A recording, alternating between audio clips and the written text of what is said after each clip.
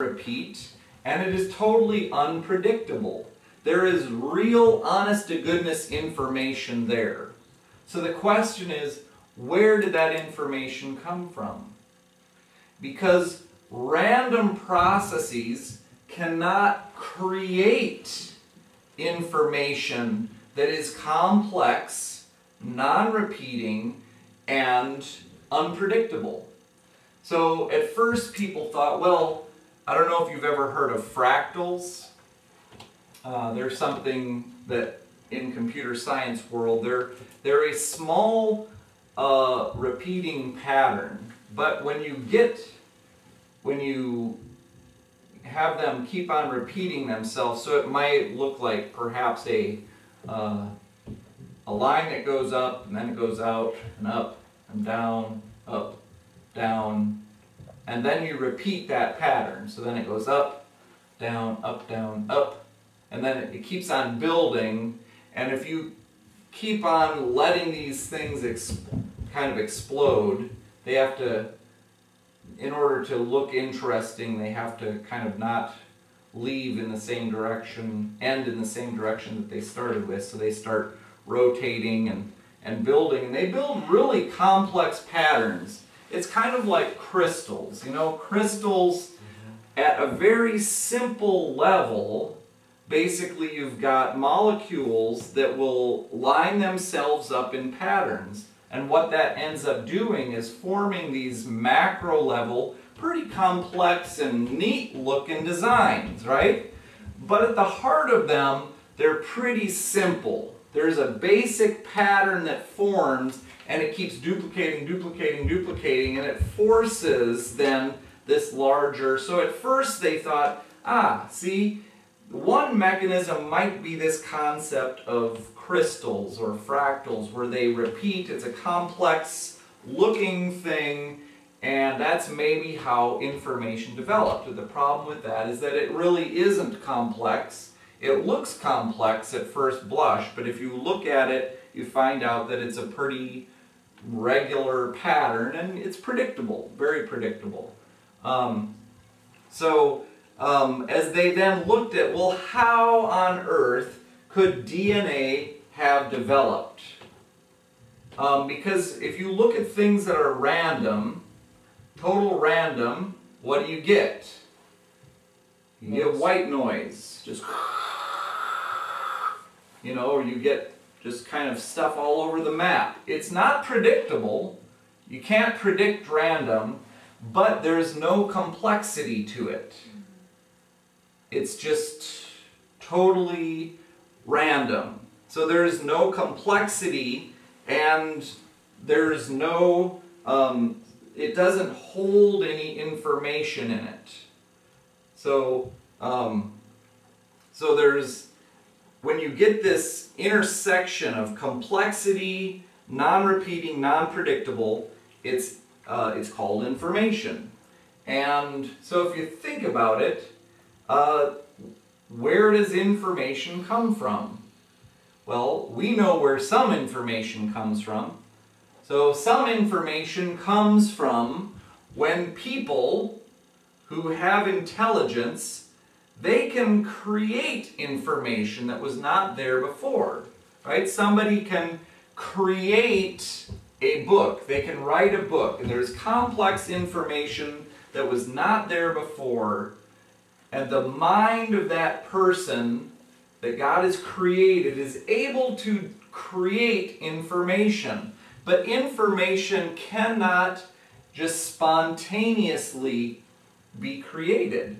It has to take an intelligent source. That's the only known mechanism for the creation of information.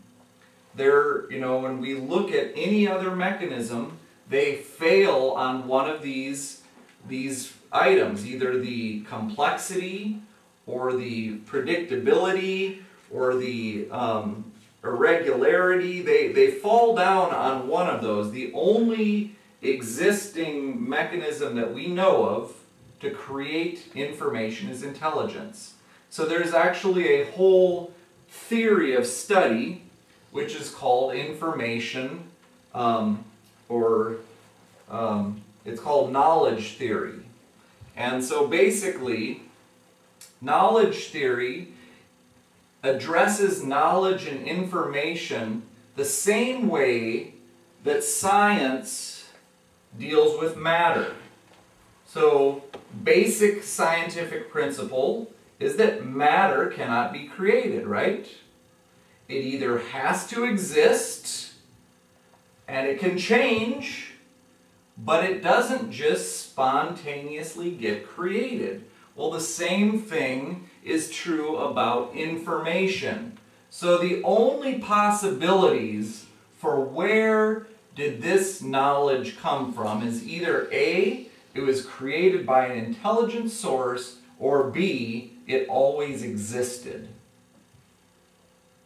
And then you have to ask, well, how did it always exist?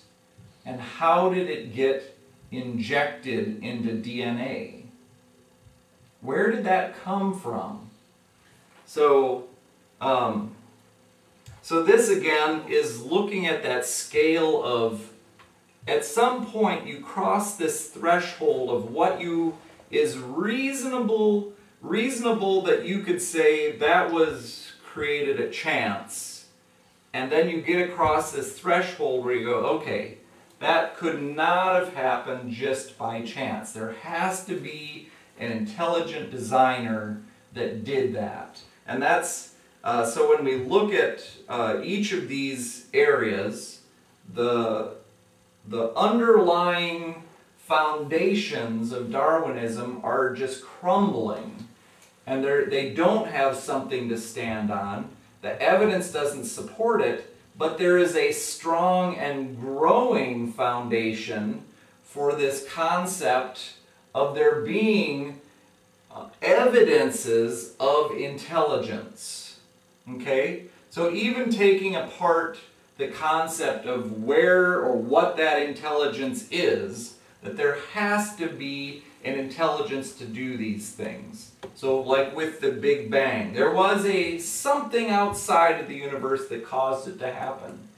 And with these irreducible complexity, the only known mechanism, again, is an intelligent designer. Somebody who put them together. So you could have all of the pieces to a mousetrap. You could shake them around in a bucket. You could have them all there. But the likelihood of it arranging itself just right into a mousetrap is highly improbable.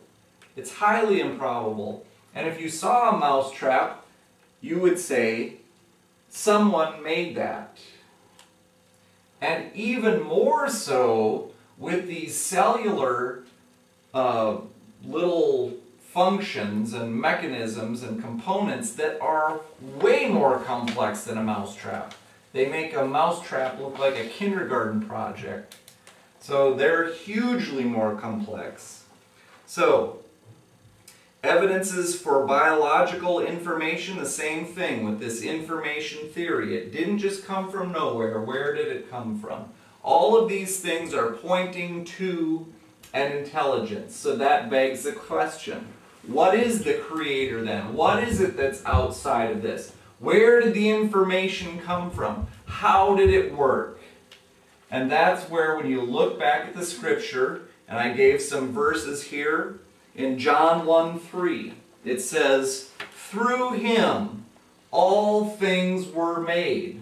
So those tiny little components, those cells, those mechanisms that were hugely complex and all had to happen at the same time. The fossils, you know, the scripture says in Genesis 1:1, let there be light. Right? That was the first thing. Well, it's interesting in the book, he gave a description. He read this passage of a scientist's description, an astrophysicist's description of what it looked like the milliseconds after the bang.